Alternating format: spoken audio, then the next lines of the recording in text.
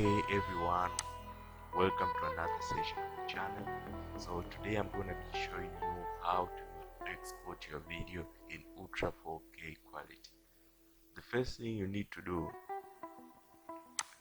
is drag your video into the timeline and then change the project aspect ratio. And here you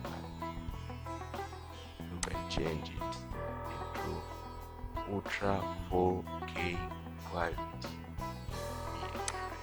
Then you can adjust the frame rate and you can put 60. Depend on you what you want frame rate per second. Okay. So there you go. Then you click here button export.